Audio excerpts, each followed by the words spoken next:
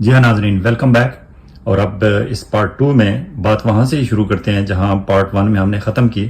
मैं कोशिश करूँगा कि तमाम नुकात को वन बाय वन तमाम का अहाता करूँ, ताकि आपको और हमारे तमाम प्रोग्राम देखने सुनने समझने वालों को अंदाज़ा हो कि ये कितना बड़ा इशू है और इसको हर एंगल से कवर करना बहुत ज़रूरी है। फिर सुप्रीम जुडिशल काउंसिल जिसको लेटर लिखा गया है, उसकी फॉर्मेशन ये है कि काजी फाइज ईसा साहब चीफ जस्टिस ऑफ पाकिस्तान उसके मेंबर हैं। Justice Aamir Farooq Islamabad high court के चीफ जस्टिस उसके मेंबर हैं। पेशावर हाई कोर्ट के chief justice justice Ibrahim Khan साहब हैं। फिर Islamabad chief justice of Pakistan के बाद सेकंड सीनियर मोस्ट जो इस वक्त हैं जस्टिस मंसूर अली शाह, वो इसके मेंबर हैं।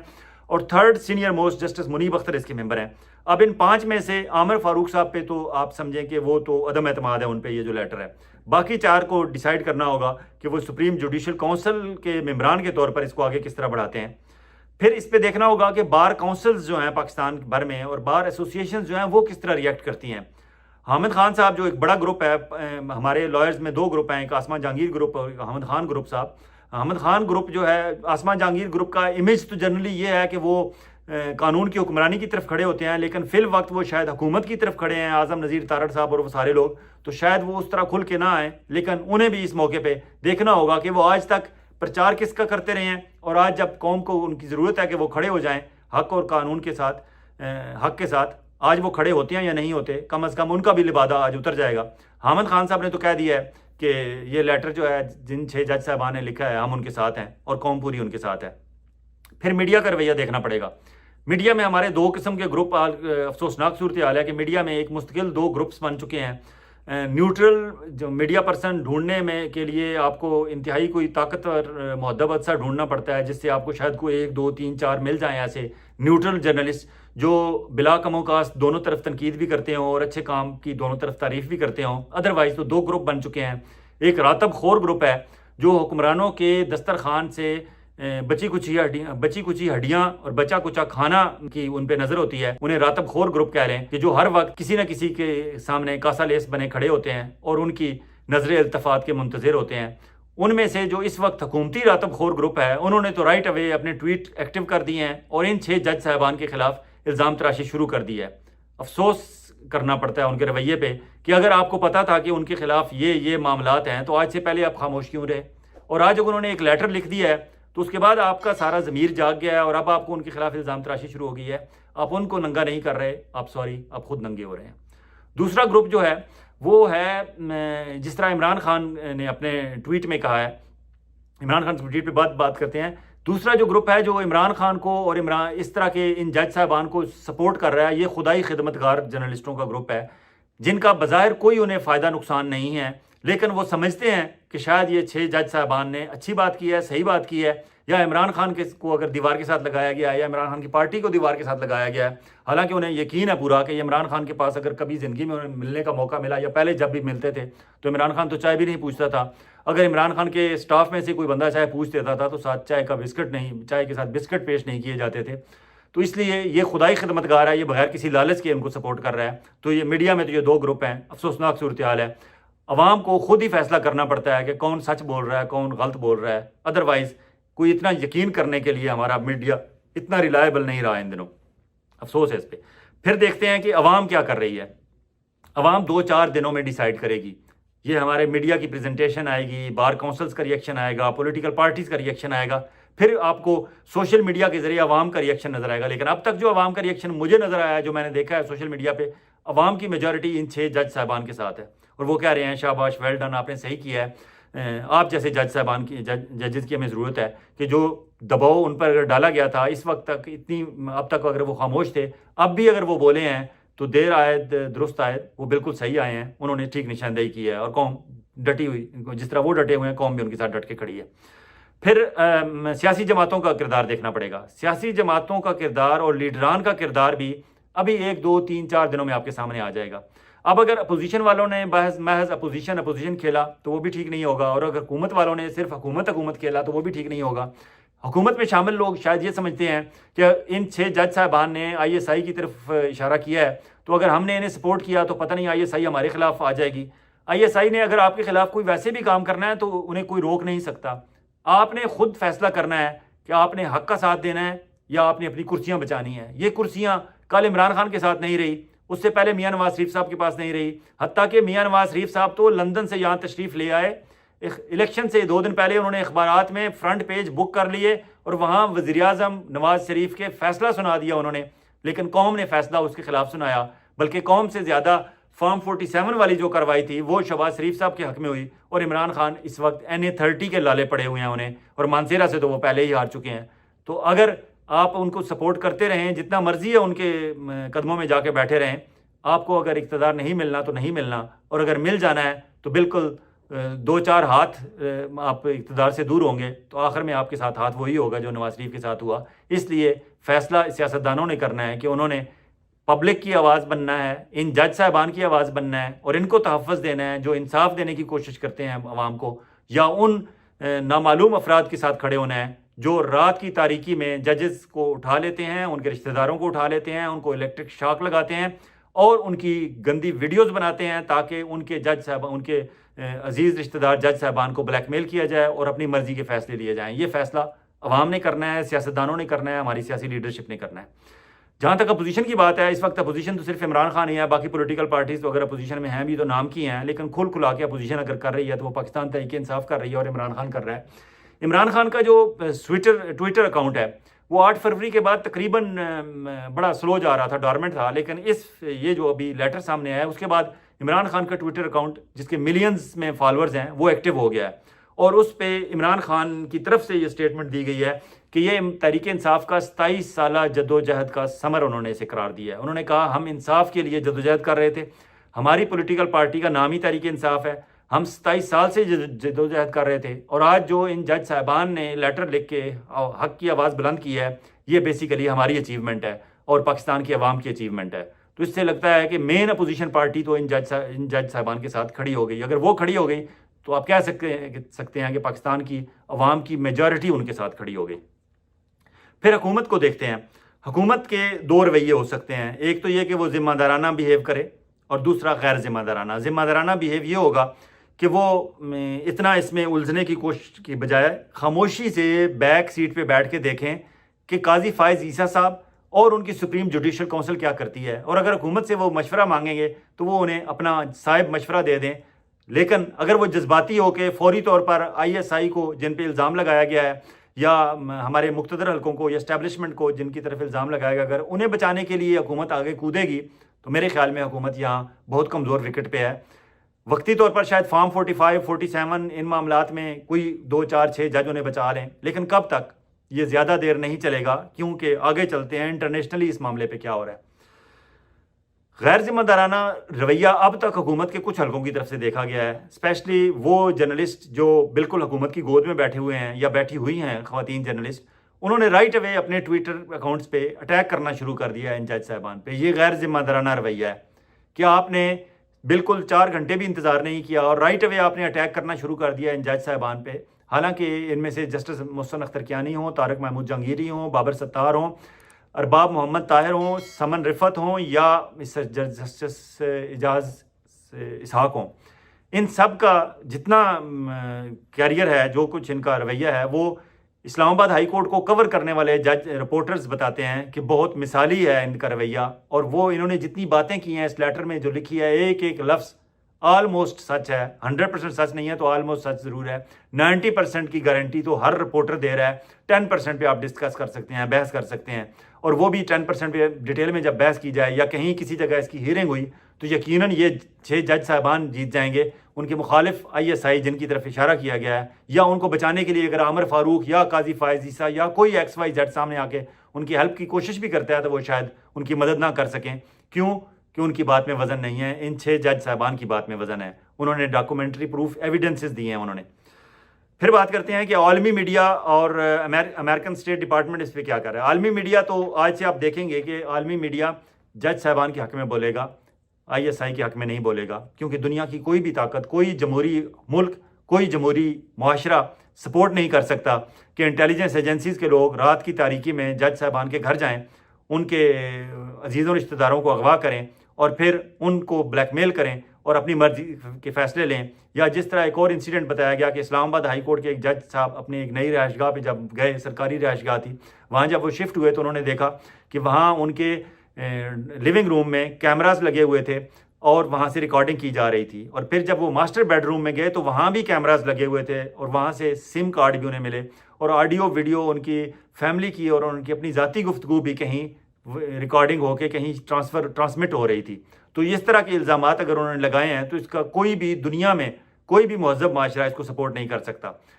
अमेरिकन स्टेट डिपार्टमेंट से अभी चंद घंटे पहले जर्नलिस्टों ने यहाँ वाशिंगटन डीसी में उनसे पूछा तो उन्होंने कहा कि अभी हम इसका जायज़ा ले रहे हैं, फिर हम इसका रिस्पॉन्ड करेंगे।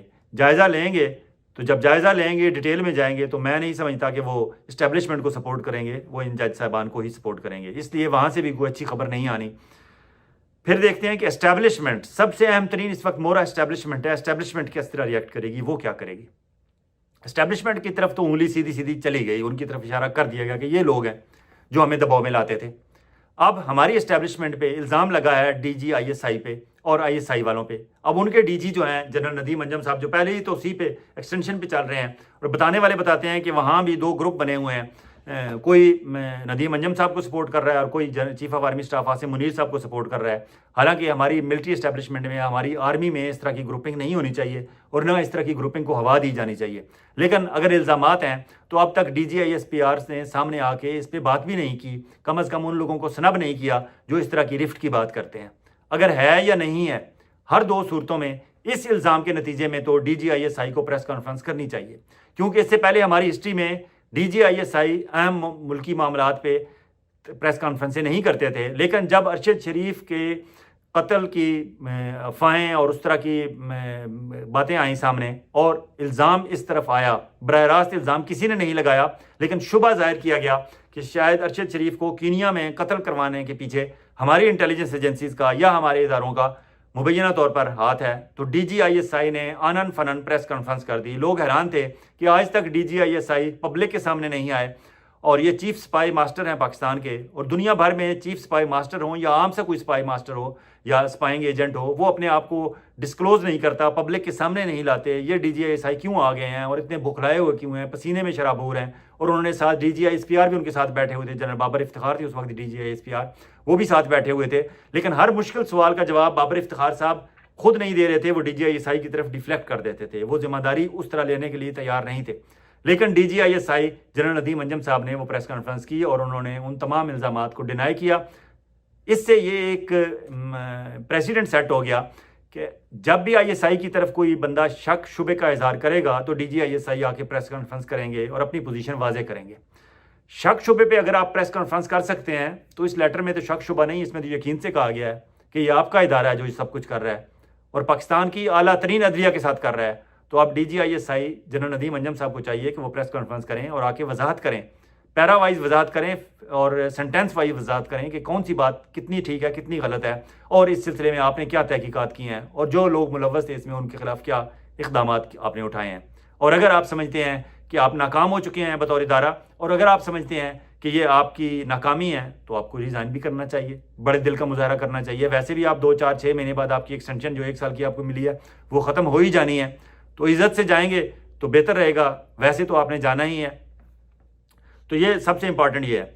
अब अदलिया क्या करेगी, अदलिया के पास ऑप्शंस क्या हैं। एक तो सो मोटो एक्शन ले सकते हैं, बिल्कुल चांसेस हैं। हमारे सो मोटो की हिस्ट्री ये है कि हल्का सा भी कहीं किसी जगह से ऐसा मामला हो जिसमें ओवरऑल मुल्की सतह पे गैर यकीनी की सूरत हाल पैदा हो, अनरेस्टलेसनेस हो, तो उस वजह से सो मोटो एक्शन 184 के तहत ले सकते हैं चीफ जस्टिस ऑफ पाकिस्तान। अब चूंकि प्रैक्टिस एंड प्रोसीजर के बाद सो मोटो लेने के लिए भी उन्होंने अपने 2 सीनियर नेक्स्ट टू हिम जजेस के पास जाना पड़ता है। तो 3 रुकनी कमेटी जो है सो मोटो लेने के लिए, उसमें काजी फायज ईसा साहब हैं, मंसूर अली शाह साहब हैं, जस्टिस मुनीब अख्तर साहब हैं, वो तीनों सर जोड़ के बैठ जाएं और देख लें कि इस पर सो मोटो एक्शन लेना है या नहीं लेना। पब्लिक की मेजॉरिटी तो ये चाहती है कि इस पर सो मोटो एक्शन लिया जाए और इसको डिस्कस किया जाए और हतमी नतीजे पर पहुंचा जाए। दूसरी बात यह है कि ये अगर प्रेशर इस तरह पब्लिक का बढ़ता गया तो क्या इस्तीफे देंगे? कौन इस्तीफ़ा देगा? ये 6 जज साहबान? नहीं। अगर ये 6 जज साहबान इस्तीफ़ा देंगे, अगर इन पर दबाव डाला गया, चाहे इंटेलिजेंस एजेंसीज की तरफ से दबाव डाला जाए या चीफ जस्टिस ऑफ पाकिस्तान काजी फायज ईसा साहब दबाव डालें या चीफ जस्टिस इस्लामाबाद आमिर फारूक साहब हालांकि वो दबाव डालने की पोजीशन में कतन नहीं है, उनके खिलाफ तो चार्जशीट है 6-0 की निस्बत से, मैं 0 ही कहूँगा क्योंकि जस्टिस गुल हसन औरंगजेब साहब ने अभी तक अपना माइंड नहीं बताया, वो शायद उस केस की वजह से नहीं बता सके। मेरा अंदाज़ा है कि अगर उन्हें भी मौका मिला तो वो भी जस्टिस आमिर फारूक के खिलाफ ही खड़े होंगे और इन 6 के साथ खड़े होंगे, और ये अल्टीमेटली 7-0 की निस्बत से जस्टिस आमिर फारूक साहब के खिलाफ, उनके कोड ऑफ कंडक्ट के खिलाफ, उनके तरीक़ाकार के खिलाफ एक नो कॉन्फिडेंस होगा। तो आमिर फारूक साहब तो इसमें शायद इस पोजीशन में नहीं है, उनका इस्तीफ़ा बनता है, अगर वो दे दें तो शायद ये कम तरीन एक्शन होगा अगर वो इस्तीफ़ा दे के घर चले जाते हैं तो। लेकिन अगर इन 6 जज साहबान को मजबूर किया जाएगा इस्तीफ़े देने पे, मेरे ख्याल में वो नहीं देंगे और उन्हें देने भी नहीं चाहिए। बजाय इसके कि इस्तीफ़ों से मामला निपटाने की कोशिश की जाए, ये नहीं होगा, सो मोटो एक्शन लेना होगा उन्हें, या वो जो कन्वेंशन तजवीज़ किया गया वो कन्वेंशन बुलाना पड़ेगा। लेकिन कन्वेंशन बुलाने के लिए बहुत बड़ा दिल गुर्दा चाहिए, क्योंकि कन्वेंशन जब होगा तो सिंध हाई कोर्ट के हवाले से भी बड़ी शिकायत हैं कि वहाँ भी जजेस साहबान के साथ कोई अच्छा सलूक नहीं है हमारी इस्टेब्लिशमेंट का और हमारे मुख्तदर हल्कों का।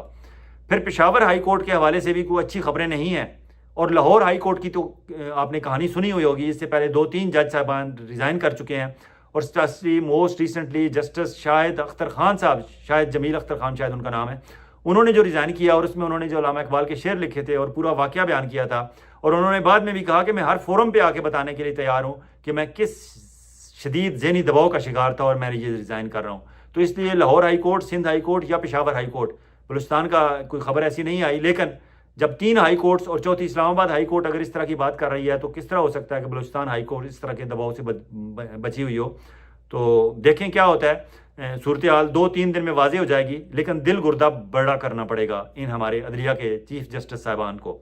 अब इसमें सबसे अहम नुकता क्या है, 2 बातें हैं। एक, जस्टिस इजाज़ इसाक साहब ने 2 दिन पहले कहा था कि पाकिस्तान भर में अगर 200 अफराद खड़े हो जाएं हक के साथ, उन्होंने ब्यूरोक्रेट्स की तरफ इशारा किया था। मेरे ख्याल में अगर ब्यूरोक्रेट्स में से, अदलिया में से, जजेस में से, जर्नलों में से, मीडिया में से, हमारे मेन स्ट्रीम तमाम शोबाए ज़िंदगी में से 200 अफराद खड़े हो जाएं हक के साथ और कहें कि हाँ, हमें इस बात की कल से कोई परवाह नहीं है कि हमारी जॉब रहती है नहीं रहती है, हमारा नाम अच्छा होता है, लिया जाता है या बुरी तरह लिया जाता है, लेकिन हमने हक के साथ खड़ा होना है और हमने किसी किस्म का एस्टेब्लिशमेंट का या किसी भी मालूम नामालूम अफराद का दबाव बर्दाश्त नहीं करना, हमने हक की बात करनी है। तो यकीन माने, जिस तरह जस्टिस इजाज़ इसाक ने कहा, पाकिस्तान की बहुत सारे मामला, बहुत सारे मसाइल हल हो जाएंगे। एक तो ये नुकता है जिस पे शायद हमारे ब्यूरोक्रेट्स, शायद हमारी अदलिया, शायद हमारे जो वो लोग जिनके हाथ में फैसला साज कुव्वतें हैं, जिनके हाथ में फैसला करने का इख्तियार है, इक़्तिदार है, वो शायद ये जस्टिस इजाज़ इसाक की बात पकड़ लें। दूसरा अहम तरीन नुकता ये है, जिसका हमारी ये इक़्तिदार की भूखी हमारी जो सियासी लीडरशिप है, शॉर्ट साइटेड लीडरशिप मैं उन्हें कहूँगा, उन्हें इसका एहसास अभी तक नहीं हुआ।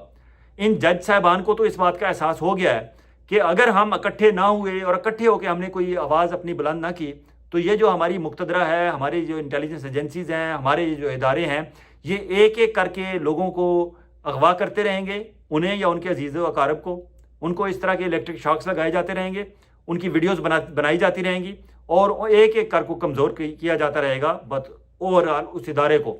इन्होंने फैसला कर लिया है कि एक एक करके मार खाने की बजाय इकट्ठे हो जाएं, फिर देखते हैं क्या होगा।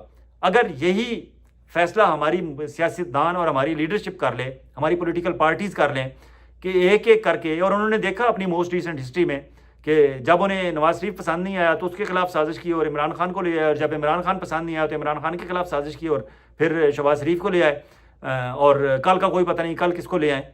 और जिस तरह के हालात हैं, शहबाज शरीफ साहब की हुकूमत भी ज़्यादा देर नहीं चलती। अगर आज हमारी पॉलिटिकल लीडरशिप और हमारी पॉलिटिकल पार्टीज़ इस बात का एहसास कर लें बयान, इसी तरह जिस तरह इस्लामाबाद हाई कोर्ट के इन 6 जज साहबान को एहसास हो गया है कि अकेले अकेले मरने से बेहतर है कि इकट्ठे हक की आवाज़ बुलंद की जाए। अगर हमारी पॉलिटिकल लीडरशिप और हमारी पॉलिटिकल पार्टीज़ भी इस बात का एहसास कर लें और वो भी सर जोड़ के बैठ जाएँ और कहें कि हाँ, इनफ इज़ इनफ, आज के बाद हमने अपनी मुक्तदरा, हमारी इस्टेब्लिशमेंट और हमारी ISI और हमारे इस तरह के इंटेलिजेंस एजेंसीज और उनके ऑपरेटिव्स की बात हमने नहीं मानी और उनकी किसी किस्म की धौंस धांधली और दबाव के आगे हमने डट के खड़े हो जाना है, तो यकीनन यहाँ से हमारी बेहतरी की रास्ता निकलेगा।